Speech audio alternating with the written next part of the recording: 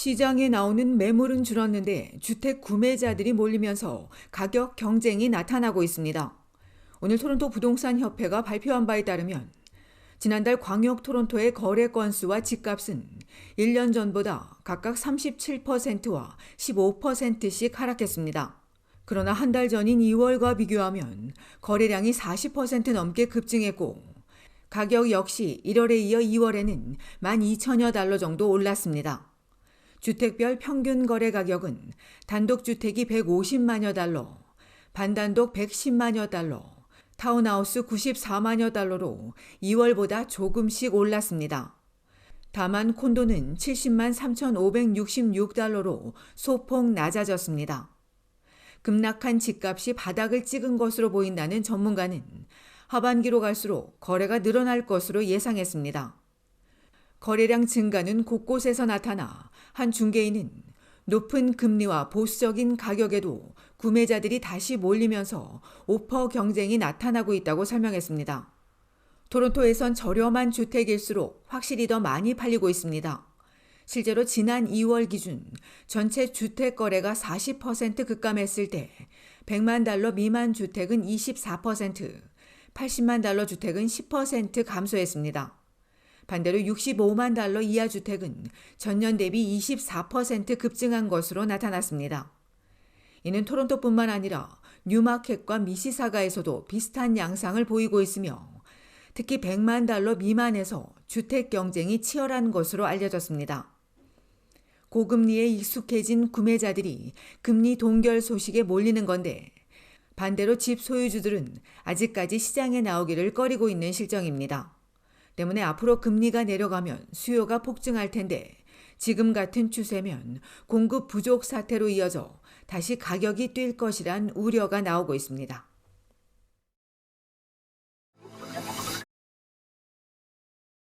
주 토론토 총영사관이 룸렌트 사기 관련 주의보를 발령했습니다.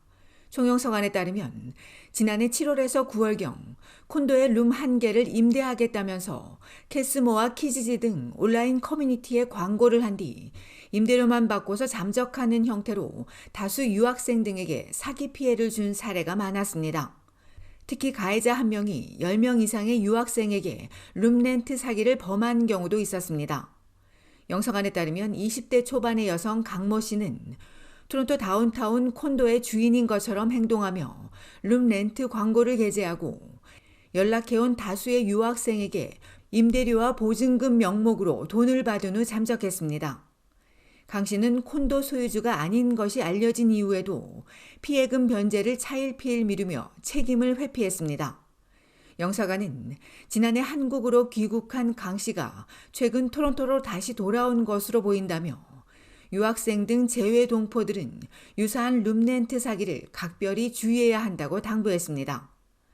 이어 룸렌트와 관련해 작은 의혹이라도 있을 경우 바로 공관에 연락해 도움받을 것을 덧붙였습니다.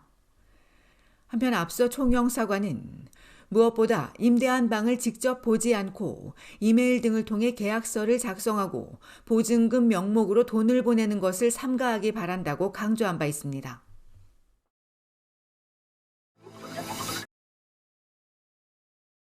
브리티시 컬럼비아주 밴쿠버 주택 시장이 다시 살아나면서 집값도 완만한 상승세가 이어지고 있습니다. 지난달 주택 거래는 2,535채로 1년 전 동기간보다 43% 감소하고 10년간 3월의 평균치와 비교해도 28% 낮은 수준이지만 2월보다는 증가했습니다. 밴쿠버 부동산위원회는 높은 모기지 금리에도 3월은 지금껏 예상했던 것보다 더 큰 강세라고 설명했습니다. 지난달 벤치마크 가격은 114만 3,900달러입니다. 거래가 줄면서 지난해 동기간보다 집값이 무려 10% 하락했지만 집값 역시 2월보다 1.8% 상승했습니다. 완만하지만 집값이 오르기 시작하자 전문가들은 모기지 이율 상승과 거래 조조, 신규 매물 감소인 상황에서 가격이 상승하는 건 예측을 넘어 놀라운 일이라고 설명했습니다. 이어 시장에 새로 나오는 매물은 줄어드는데 거래가 회복되면 집값 상승으로 이어져 판매자에게 유리한 시장으로 변할 수 있다고 예측했습니다. 지난달 시장에 새로 나온 매물은 4,317채로 지난해 동기간보다 36%, 10년 평균보다 22% 낮았지만 전체 매물 상황은 아직 양호한 상황입니다. 광역 밴쿠버 단독 주택 가격은 186만 1,800달러로 한 달 새 2.7% 올랐고 아파트 콘도는 73만 7,400달러로 0.7%, 타운하우스는 105만 6,400달러로 1.7% 올랐습니다. 광역 밴쿠버 주택시장이 기지개를 펴는 가운데 BC주 정부가 서민용 주택 공급에 주력하고 있습니다. 올가을 토지 사용 변경을 통해 중산층을 위한 주택 공급을 늘리고 지자체의 주택 개발 허가에도 속도를 낼 예정입니다. 또 임대 주거 공간을 늘리기 위해 개조 비용을 지원하며 단기 보유 양도소득세도 새로 도입합니다.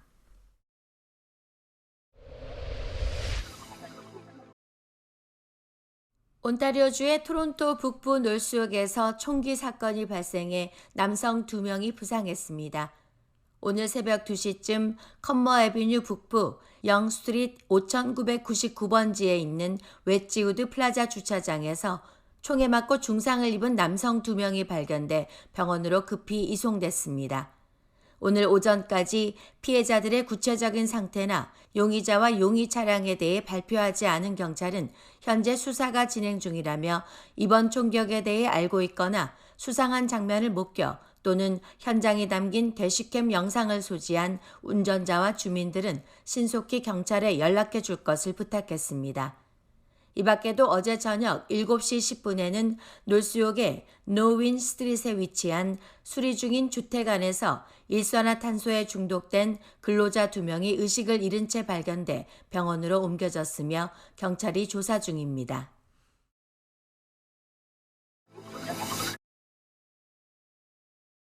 캐나다 국립접종자문위원회는 올봄 코로나19 부스터샷 접종 대상으로 고위험군을 꼽았습니다. 고위험군에는 80세 이상인 모든 시니어와 코로나에 감염된 적이 없는 65세에서 79세 사이 시니어, 또 장기 요양원과 공동생활 공간에 거주하는 성인, 면역 저하가 있는 18세 이상이 해당됩니다. 이런 고위험군을 제외하고 앞서 기본 2회와 부스터샷 1회를 마친 사람들은 올봄 추가 백신을 맞지 않아도 되지만 기본 2회만 마친 사람은 빠른 시일 안에 부스터샷을 맞을 것을 권장했습니다. 지난주 위원회와 유사한 가이드라인을 발표한 세계보건기구는 60세 이상의 시니어와 기저질 환자, 면역 저하자 등 고위험군은 6에서 12개월마다 추가 접종하도록 했는데 다만 고위험군에 대한 권고 또한 무한정 추가 접종이 아니라 단기적인 권고사항이라고 덧붙였습니다.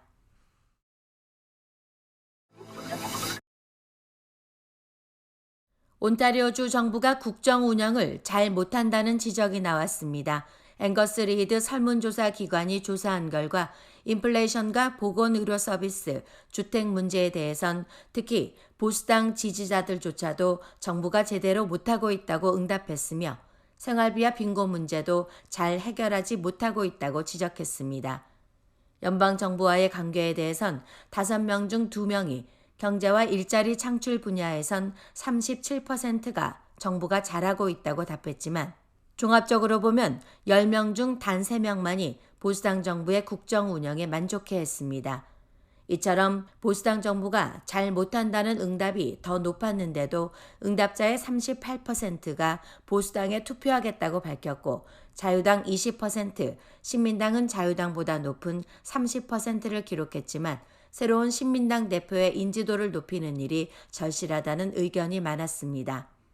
이번 설문조사는 지난 3월 6일부터 13일까지 861명을 대상으로 온라인으로 진행됐습니다.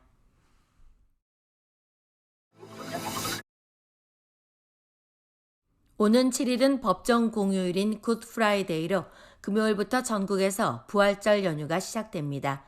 금요일에는 전국의 모든 학교와 직장, 상점, 식품점 대부분이 문을 닫고 몇몇 쇼핑몰은 영업시간을 단축하기 때문에 미리 시간을 확인하는 것이 좋으며 온주의 LC비어와 비어스토어는 금요일과 일요일에는 문을 닫고 이스터 먼데이에는 일부 매장만 영업할 것으로 알려졌습니다.